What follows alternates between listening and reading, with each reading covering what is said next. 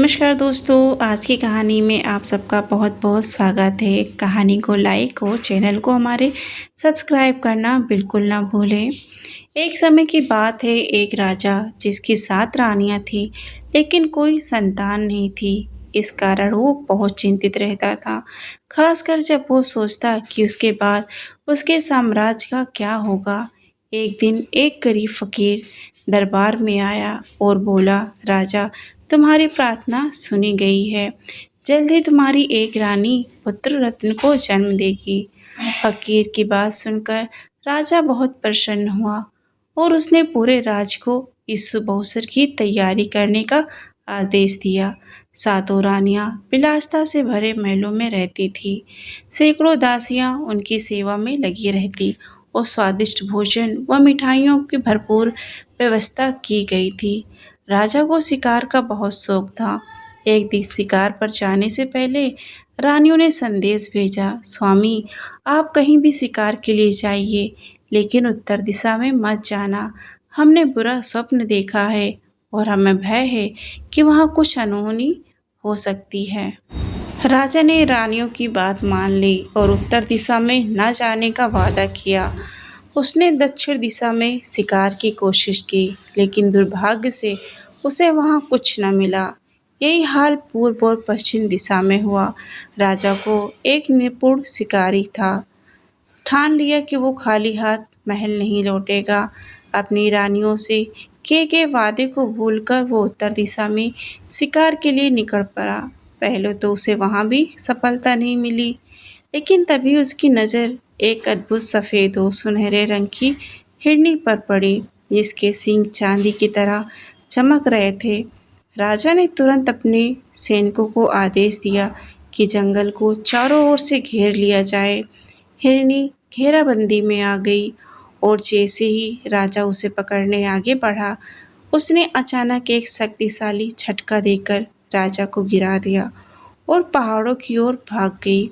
राजा क्रोधित होकर अपने घोड़े पर सवार हुआ और पूरी गति से उसके पीछे दौड़ा, यहाँ तक कि उसके सभी सैनिक पीछे दौड़ गए।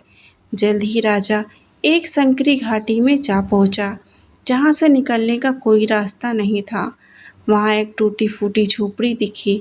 लंबी यात्रा से थके राजा ने अंदर झांका और पानी मांगा। झोपड़ी में बैठी एक वृद्धा ने अपनी सुंदर पुत्री को पानी लाने के लिए बुलाया। वो युवती असाधारण रूप से आकर्षक थी, सुनहरे बालों और गोरी चमकती त्वचा वाली। जब उसने राजा को पानी पिलाया तो राजा ने उसकी आंखों में देखा और घूरता रह गया। वो तुरंत समझ गया कि ये वही हिरनी थी जिसका पीछा करते करते वो यहाँ तक पहुँचा था। राजा उस युवती के सौंदर्य पर मोहित हो गया और घुटनों के बल बैठकर विनती करने लगा कि वो उसकी दुल्हन बनकर महल चले। युवती मुस्कुराकर बोली, क्या तुम्हारी 7 रानियां पर्याप्त नहीं हैं? राजा ने अनुनय विनय किया और वचन दिया कि वो उसकी हर इच्छा पूरी करेगा।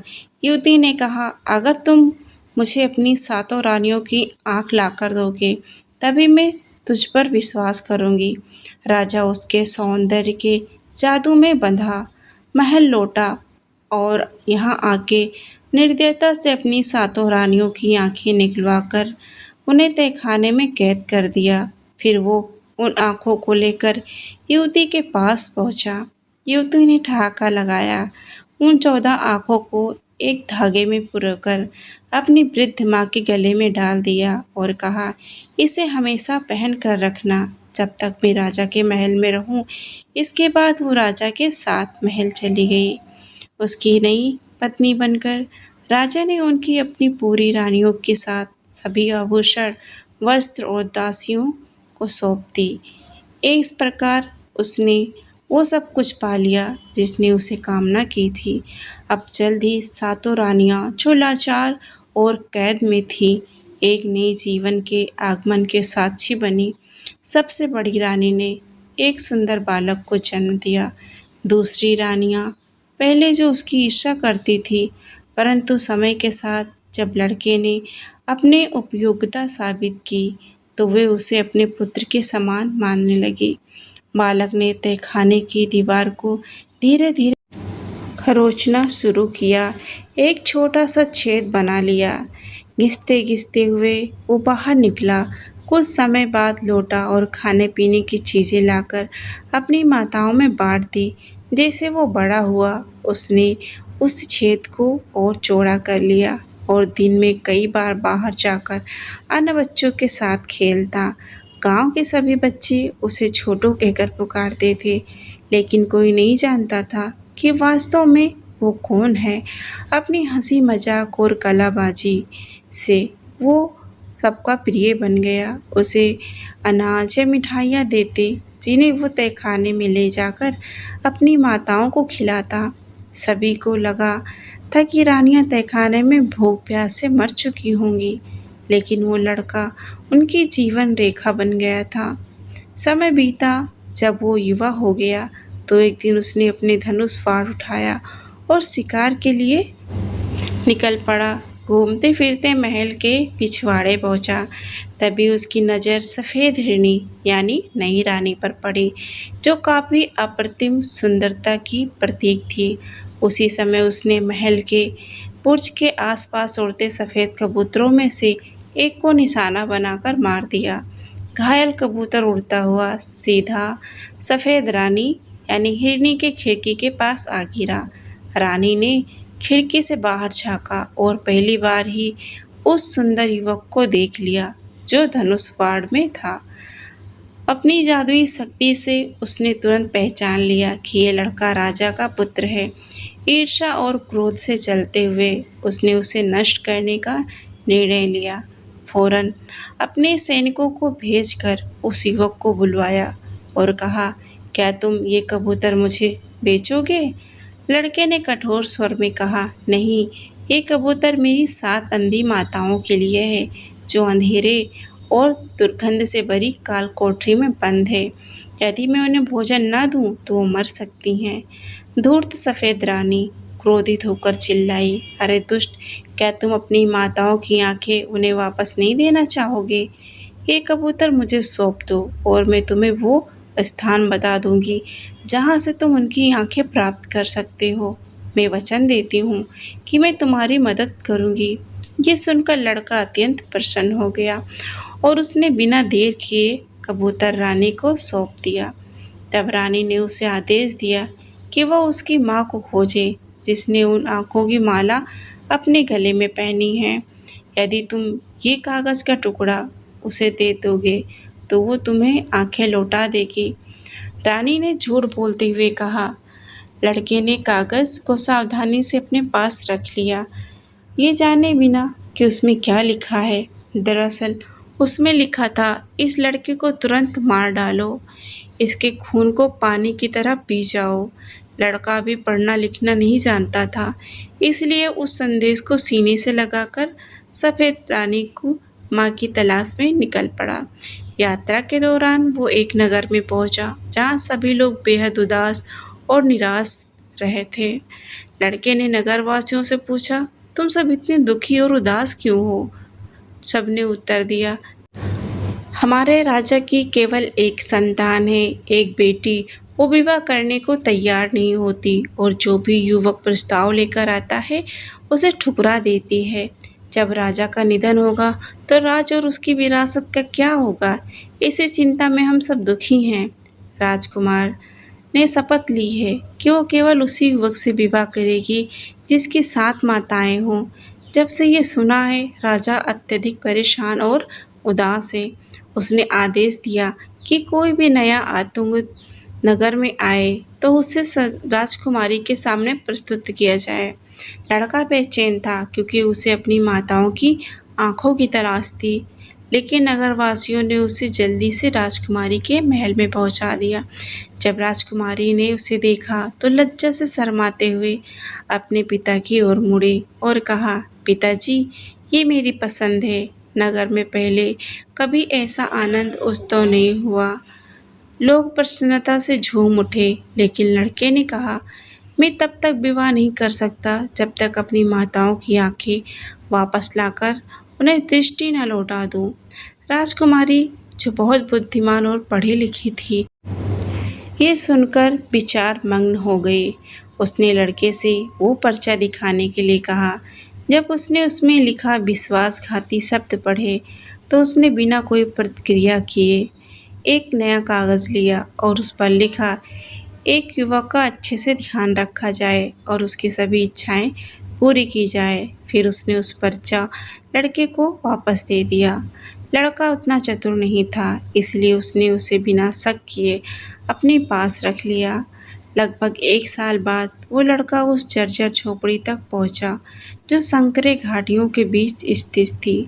वो सफ़ेद जादूगरनी की माँ रहती थी, एक भद्दी और डरावनी औरत। जब उसने लड़के का पर्चा पढ़ा तो उसके चेहरे पर नाखुशी झलकने लगी, खासकर जब जब लड़के ने आंखों का हार मांगा।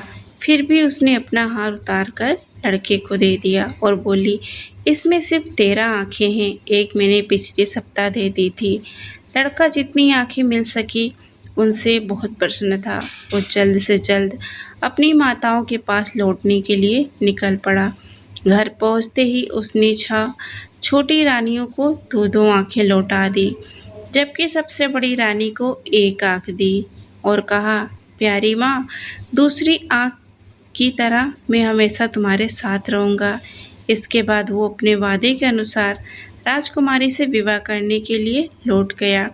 लेकिन जब वो सफ़ेद रानी के महल के पास से गुजरा तो उसने फिर से बुर्ज के पास उड़ते हुए कबूतरी को देखा। उसने धनुष उठाया, तीर चलाया और एक कबूतर को मार गिराया। वो कबूतर लहराता हुआ उड़कर सफ़ेद रानी की खिड़की के पास गिरा। जब सफ़ेद रानी ने बाहर देखा तो उसकी आंखें अविश्वास से फैल गई। उसने आश्चर्यचकित होकर सोचा, ये कैसे संभव है? राजा का बेटा तो अभी तक जीवित है, स्वस्थ है। सफ़ेद रानी ने घृणा और जलन से रोते हुए लड़के को बुलवाया और पूछा कि वो इतनी जल्दी कैसे लौट आया। जब उसे पता चला कि लड़के ने 13 आंखें पाकर 7 अंधी रानियों को लौटा दी तो वो क्रोध से उबल पड़ी। फिर उसने अपनी जलन छुपाते हुए खुशी का नाटक किया और कहा, अगर तुम ये कबूतर मुझे दे दो तो मैं तुम्हें जोगी की अद्भुत गाय दिलवा दूंगी। और फिर से सफ़ेद रानी ने वही चाल चली। एक पत्र अपनी माँ के नाम लिखा और उसमें लिखा था कि इसको तुरंत मार डालो, उसके खून को पानी की तरह छिड़क दो। इस 7 रानियों के बेटे के लौटने में हो रही देरी से चिंतित उसकी होने वाली पत्नी राजकुमारी ने उससे कारण पूछा। जब लड़के ने सफ़ेद रानी द्वारा दिया गया पत्र दिखाया तो राजकुमारी उसकी चाल समझ गई। उसने पहले की तरह पत्र के शब्द बदल दिए और उसे लड़के को सौंप दिया। लड़का फिर से संकरी घाटी में उर चर्चा झोपड़ी तक पहुंचा, जहां सफ़ेद रानी की कुरूप और बूढ़ी माँ रहती थी। उसे पत्र देकर उसने जोगी की सफ़ेद गाय मांगी। बुढ़िया मना नहीं कर सकी, लेकिन उसने कहा, तुम इसे पाओगे कैसे? यह कोई मामूली चीज़ नहीं। उस बहुमेल गाय की रक्षा के लिए 1800 दैत्य तैनात हैं, जो हर समय इसकी पहरेदारी करते हैं। इसके बाद वो अपनी बेटी की मूर्खता पर बेहद क्रोधित हो उठी। लड़के ने बड़ी बहादुरी से आगे बढ़ते हुए वही किया जो उसे करने को कहा गया था। लंबी यात्रा के बाद वो उस जोगी की सफ़ेद गाय और दूध से भरे तालाब तक पहुंच गया, जिसकी रक्षा के लिए 1800 दैत्य तैनात थे। सभी अत्यंत भयानक और डरावने दिख रहे थे, लेकिन लड़के ने अपने साहस को कम नहीं होने दिया। वो अपने संगीत की धुन बजाता हुआ निर्भयता से आगे बढ़ता रहा। दाएं देखा न बाएं देखा, जल्दी वह सीधे उस अलौकिक सफ़ेद गाय के पास पहुंच गया, जिसकी रखवाली खुद देवताओं का राजा कर रहा था। वो दिन रात उस गाय का दूध दूहता था, लगातार बहते हुए तालाब को भरता रहता था। जोगी ने लड़के को वहां देखकर कर्कश स्वर में पूछा, तुम यहाँ क्या चाहते हो? लड़के ने वही कहा जो वृद्ध ने सिखाया था, मुझे तुम्हारी चमड़ी चाहिए राजा इंद्र के नगाड़े के लिए। उन्होंने कहा कि तुम्हारी चमड़ी इसके लिए सबसे उत्तम होगी। ये सुनते ही जोगी भय से कांपने लगा। कोई भी जोगी राजा इंद्र के आदेश को नकारने की शक्ति नहीं रखता था। घबराकर वो लड़के के पैर पर गिर पड़ा और गिड़गिड़ाने लगा, यदि तुम किसी भी तरह मुझे छोड़ दोगे तो इसके बदले में तुम्हें कुछ भी दे सकता हूँ, यहाँ तक कि अपनी सफ़ेद गाय की। 7 रानियों के बेटे ने थोड़ा हिनहिनाना का नाटक किया, लेकिन अंततः तैयार हो गया। ठीक है, यह कोई कठिन कार्य नहीं है। जोगी की चमड़ी जैसे सफ़ेद चमड़ी कहीं से और तराश कर मैं राजा इंद्र को दे दूंगा, उसने कहा। फिर वो सुंदर सफ़ेद गाय को अपने साथ ले चला। सभी दैत्य अवाक रह गए, क्योंकि उन्हें राजा इंद्र के क्रोध का भय था। लड़के ने गाय को अपने घर लाकर बांध दिया। सातों माताएं आनंदित हो उठी। दिन रात उस गाय का दूध निकालने लगी। वे दूध से दही, घी और मक्खन बनाती और मिठाइयाँ तैयार कर बेचने लगी। जल्द ही उनकी आमदनी बढ़ने लगी और वो समृद्ध हो गई। आरामदायक जीवन देखकर 7 रानियों का बेटा हल्के मन से राजकुमारी से विवाह के विषय में सोचने लगा। लेकिन जब वो सफ़ेद रानी की महल के पास से गुजरा तो वो स्वयं को कबूतरों का शिकार करने से रोक नहीं सका। एक तीर छोड़ते ही एक कबूतर घायल होकर महल की खिड़की के बाहर गिरा। यह दृश्य देखने के लिए सफ़ेद रानी खिड़की से बाहर झांकी और तभी उसकी नज़र 7 रानियों के बेटे पर पड़ी। उसे देखते ही वो भीतर ही भीतर घबराई और घबराते हुए वो पहले से अधिक सफ़ेद हो गई।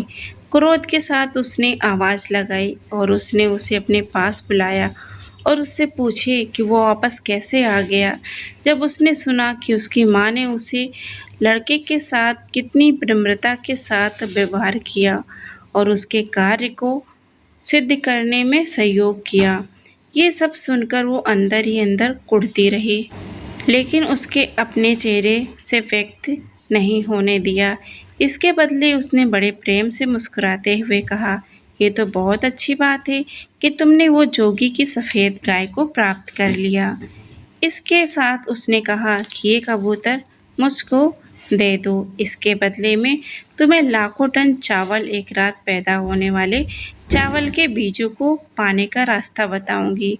वे एक बात सुनकर लड़का पहले से अधिक प्रसन्न हुआ। इस बात के साथ उसने उस कबूतर को उस सफ़ेद रानी के हवाले कर दिया। इससे पहले उस रानी ने एक पत्र लिखकर उस लड़के को दे दिया, जिसमें लिखा था, इस लड़के को मार दो और कभी असफल मत होना और इसके खून को पानी की तरह से बहा दो। लेकिन जब उस पत्र को इस लड़के की होने वाली रानी ने देखा तो उसके लिखने वाले का कुरूप मकसद समझ गई और एक बार उसने फिर पत्र के अंदर सामग्री को बदलकर 7 रानी के बेटे को दे दिया और उसमें लिख दिया, तुम्हारे खून की तरह हमारे खून को समझना। अब लड़का उस संकरी घाटियों में एक बार फिर उस बदसूरत झोपड़े में, जहाँ पर उस कुरूप सफ़ेद हिरनी की माँ रहती थी, वहाँ लड़का उसको पत्र देते हुए कहा कि उसे लाख टन चावल एक रात में ही पकने वाला चावल का बीज चाहिए। इसके सुनने के बाद उस औरत ने कहा, ये कैसे मांग सकता है? इस प्रकार के चावल के बीज तो केवल एक रात में लाखों टन पके चावल में बदल सकता है। बुढ़िया को उसके ऊपर बहुत अधिक क्रोध आया। वह लगभग क्रोध से लाल हो गई, लेकिन अपनी बेटी के भय के कारण उस लड़के को कुछ नहीं बोला। उसने स्वयं में क्रोध को नियंत्रण कर लिया और उस लड़के से कहा, जाओ और देखो, इसे खेत को जितनी रक्षा के लिए 18 लाख दैत्य लगे हैं, और उसको चेतावनी दिया कि वहाँ कभी भी पीछे मत देखना, सीधे आगे ही आगे चलते रहना और उस खेत के मध्य में पहुंचकर सबसे लंबी फसल को तोड़ लेना। इस तरह से 7 रानियों का बेटा वहाँ से चल पड़ा और जल्दी उस खेत के पास पहुँच गया, जिसकी रक्षा के लिए 7 लाख दैत्य लगे थे और वहाँ पर वो लाखों टन चावल एक रात में तैयार करने वाला चावल का पेड़ खेत में सबसे मध्य में उगा था। वो बहादुरी के साथ आगे बढ़ता गया। न दाएं देखा न बाएं देखा। और जब वो खेत के मध्य में पहुंच गया तो उसने खेत मध्य से सबसे लंबी फसल के पेड़ को वहां से उखाड़ लिया। लेकिन जब वो घर जाने के लिए मुड़ा तो उसके पीछे हजारों आवाज़ों के साथ सारे दैत्य ने उस पे अपनी शक्ति प्रयोग की और वो लड़का अचानक से राख बन गया। जब वो अधिक समय बीत गया, वो लड़का वापस नहीं आया, तो उस वृद्ध औरत को चिंता होने लगी, जो संकीर्ण घाटियों के मध्य छोटे से बदसूरत झोपड़े में रहती थी। फिर उसे याद आया जो उसकी बेटी ने पत्र में लिख दिया था, इसके अंदर वही खून है जो तुम्हारे अंदर है, इसे अपना ही खून समझना। इसलिए वो वहां से उस लड़के को तलाशने के लिए चल पड़ी। उसके साथ आखिर हुआ क्या? जल्द ही वो उस रात छोटे राग की ढेर के पास पहुंचती है। वो अपनी जादुई शक्ति से सब कुछ जान गई। इसके साथ क्या हुआ था? उसने वहां से थोड़ा सा पानी लिया और उस लड़के की राख में पानी डालकर उसको मिट्टी का लोंदा बनाया और उसको उस लड़के के हूबहू मिट्टी का शरीर बनाया और अपनी छोटी उंगली को काट कर उस लड़के के राख के शरीर में मुख में अपने खून की कुछ बूंदों को डाला, जिससे वो लड़का तुरंत उठकर पहले की तरह से खड़ा हो गया। वृद्ध औरत गुस्से से गरजते हुए बोली, दोबारा फिर कभी मेरी आज्ञा का उल्लंघन मत करना, नहीं तो मैं तुम्हें अकेला छोड़ दूंगी और अपनी दयालुता पर प्रायश्चित करूंगी। इस तरह से सातों रानियों का बेटा आनंद पूर्वक अपनी माँ के पास वापस आ गया और अपने साथ जो लाखों टन चावल के दाने का एक रात में तैयार करने वाले चावल के बीज के साथ, जिसके कारण उसने बहुत जल्दी ही बहुत बड़ी मात्रा में धन को पैदा करने लगा और उस राज्य का सबसे अधिक धनी आदमियों में नंबर 1 धनी आदमी बन गया। फिर वो अपने बेटे की शादी उस चालाक रानी से कर दिया, जो सभी प्रकार की कल्पनाओं से परे थी, क्योंकि वो बहुत अधिक चालाक थी और उसने ठान लिया कि वो जान कर रहेगी कि उसके पति का पिता कौन है और उसकी वो सफ़ेद जादूगरनी हिरनी को दंड कैसे दिया जाए। इस प्रकार से उसने अपने लिए बिल्कुल वैसा ही महल निर्माण कराया जैसे कि पहले 7 रानियों का महल था, जिसमें 7 रानियां रहा करती थीं और उसमें उस गुप्त सफ़ेद हिरनी रानी को महल से बाहर निकाल दिया और फिर सातों रानियां आकर उस महल में रहने लगी।